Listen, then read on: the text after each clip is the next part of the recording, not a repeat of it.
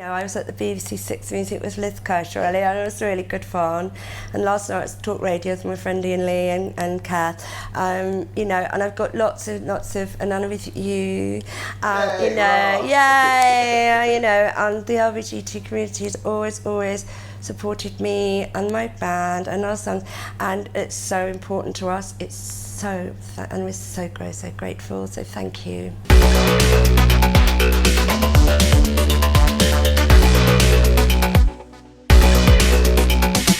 I know the reissue, 32 tracks, and it's a 3-disc CD deluxe special edition version. I put together with Tom Parker at Cherry Red Records, mixed and remastered them. So it's all the versions, the mixes, the remixes around the world together. Done all the artwork, the design, the photo collages from my own personal collections, explaining the lyrics. I've written, the band's history from the beginning for the inner sleeve booklet, and I just thought for the fans it's very important that whole period of our history is catalogued, and that obviously fans in other countries maybe won't have heard say the Chemical Brothers' first ever remix. Our original track Out This World, which was played by John Pure, so I believe it was only ourselves and the Prodigy Voodoo People, that they were actually called the Dust Brothers on the white labels back then, the vinyls, before they became the Chemicals. We never thought it would have such a life. It's wonderful, and Drop Dead Gorgeous too. Well, of course, and both those singles, you always see them on TV and you hear them in movies as well. I was going to ask you about Scream. Yes. Because I'm a massive Wes Craven fan, yes. massive horror fan. Anyway. Yes. And yes, I got that call on a tour bus in Nashville. I know. And it was actually him. How surreal was that? Yeah, very weird. A little bit scary. Did you have to pinch yourself? I mean, because you were, yes, you were because really we did the premiere. And they sent a stretch limo, and it was, we've arrived, in Hollywood, and played the after show party. But none of us, not even Wes Craven, knew that was then the biggest movie of that year, because in Hollywood, like these days, it's so last minute. It's a bit, he'd done Nightmare on Elm Street, but that had been a few years ago. Yeah. So no, it was kind of like low budget, as in, back in those days, low budget. But it just took off, and it was wonderful, because he said, your lyrics are exactly the storyline to my new movie. I'm like, really? And he said, he sent me a rough cut. I'm like, Drew Barrymore getting drunk and quartered. I'm like, I really like her. And that was a real game changer, wasn't it? Because nobody expected that. Right. It was almost like, like you're saying, that is a classic horror moment. Yeah. No! I went to the Star Wars premiere. It was all secret, and I got invited to the Royal premiere of, The Last Jedi, and did the whole red carpet thing at the Royal Albert Hall, and the princes are there, and oh my God. And, they pulled me off the red carpet. I was like, thank God I dressed up. And I'm not even in it. And then it's John Boyega, there's Adam Driver, Kylo Ren. I'm like, oh! It was wonderful. Sitting 3 rows in front, I'm like, touch Luke Skywalker almost. Yeah, it sounds so hard, right? Because I like so many. Obviously Blade Runner, of course. I love Star Wars, but obviously that's in me. That's really cool, that is me. But I think also Blade Runner, I just thought I was half replicant anyway, but I kind of am, made of it. And I love the new one too, so that was, a wonderful, but there's so many, Do you think that's partly... Joker, I love Joker. Oh my... Phoenix. It was so moving. It's just the most amazing, tragic, beautiful presentation of a real character. He's not playing a cartoon. It's about a real person that has been through this terrible abuse and terrible trauma in his life, and that is why whatever somebody presents to you, you must always never judge, never discriminate, never make a assessment of that person without finding out why and what has brought them to that point with Joker and with the way it's written, and just it's stunning, but it's stunningly tragic and it's heartbreaking. But it's beautiful in the fact that they've almost reverted how the Joker could have possibly become the Joker as a cartoon character, because he's just a normal person in this. But obviously that's the story, the back storyline of how a person could possibly become that. How do you look at women in music now? Because obviously back in the 90s, it's celebrated female front person of a band you were back then, and obviously still now as well. Now we've got Billie Eilish, we've got Lana Del Rey, all these really strong women, female vocalists and artists. Yes. How do you look at music now and women in music?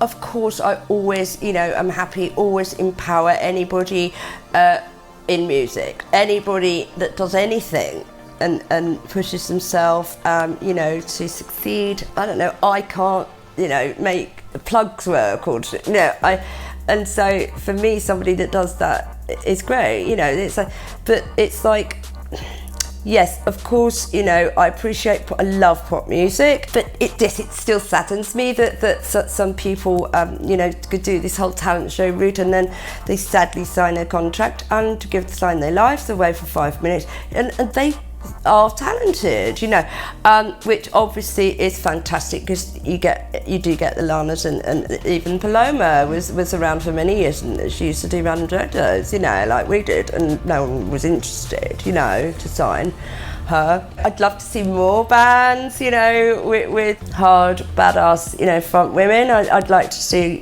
more of that. Danger's gone from music. But there is a band called Amyl and the Sniffers, who are the greatest punk band in the world, and she is going to take over the world. Please check her out, Amyl and the Sniffers, Some Mutts Can't Be Muzzled. It's like watching Debbie Harry in 1976 at CBGB's when they were a punk band, and it's like, wow. And then you see that, and like, yes, I'm dangerous. So, it's amazing. I love her, I love that band. I mentioned obviously that you're back as a band now, because you had a bit of a breather, you were working on other things. Yeah. How does it feel now? Are you enjoying it more? Because I see that bands that split up and reform, they tend to enjoy it more, maybe 10, 20 years down the line. But we never really split up, we just kind of did other things, and I was just so lucky to work with The Cure, Carl Cox, Gary Newman, The Prodigy, Jeff Beck, and Junkie XL, all these amazing people, which I might not have had the chance to. And which was great, to help me write and produce my own things as well, not just for her. And so we all did that. And then, we just missed each other, and we're all still best mates for 27 years, and, we just love it. Does it feel the same though? Yeah. And it's such good fun, but it's like, it's kind of that thing where you can't believe that you're still kind of really doing it and really enjoying it, and let's just keep pushing this on as well as we can. Because, we never forget how grateful, we never forget how lucky or privileged it is to still do what you love. But you mentioned The Cure. Yes. I'm a massive fan of The Cure. I know. You must have been so excited about the idea of Robert. Yeah, but when you get asked, it's like the immediate reaction, what if I do it and he doesn't like it? It's a huge pressure, huge, because that could happen. And then I got to do a video, then I got to actually go on stage and be in The Cure, in Paris, which is they're the biggest band in the world still. Being at the side of the stage, listening to the voice, listening to Charlotte Sonton, don't forget the words, don't forget the bloody words, and how this audience gonna, because he'd never done a duet with anyone, how are they gonna accept me, But it was really, it's just one of the most happiest moments of my life, It's a really good point you made about it being the first duet, because I remember at the time. I know, I couldn't believe it. But he might have sang with David Bowie, he couldn't remember. It was that. No pressure then, What was he like to work with? Him was so much fun. Yeah. So much fun. He's so funny. I love him.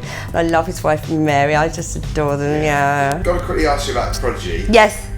Because of course, very sad news about Keith Flint dying last year. I think it was March, yes. wasn't it, last year? I know that you were good friends with Keith, and obviously you worked on material, Feel My Fire, wasn't it, the track? That's correct. When you heard about the news, it must have been a complete shock to you, because we've lost so many great, talented artists over the last few years. My dearest friend, beloved friend, again, mental health awareness, and you know, he had suffered, and it was a public thing, open, that he did suffer from mental health and depression. Obviously you'd never want to get that call. Yeah, you know, we're still grieving and mourning for him, and the world's lost, I've lost a friend, but the world's lost a great performer and a great fire and a great soul, you know. But bless him, may he rest, you know. Your show tonight, I wish you all the best with it. Thank you, Phil. It's so great to see you. Thank you. Are we going to be expecting a new album? Well, yes, we've got some amazing dance remixes coming out by my first band, Enjoy, who've reformed after 20 odd years, who are pioneers, obviously, in the electronic scene. And I'm going to be writing on their new album and singing. Passerella Duskrod, who's my friend Danny, who's also a band, as well as a fashion designer. Yeah. And he's the mixer of our new song Hallelujah, which is on our new album, which obviously we've got this album coming out on Cherry Red Records first. Yeah. Then we'll put out some dance mixes to our friends at Carcots. And then, we'd love it to be a dance, you know, with dance floor smash, you know. I mean, they're just killer. I mean, you know, it's so exciting when you hit, you know, with your friends that have just a bit, and they, you know, remixed your, you know, your new stuff, and it's, you know, yes. That's so exciting. I should mention Jez Banks as well in Scarborough, because he asked what can we expect from the new material. Yeah. Is it going to be similar to? Yes, of course. Yes. Even a bit more electronic, even more. Yeah. Saffron, it's so great to see you. And you, thank you. Kill it tonight. I'm sure you will. Oh yeah, we will. I'll see you soon. Yeah, please. Amazing. Please Thank you come so much. again. That's Thank great. you.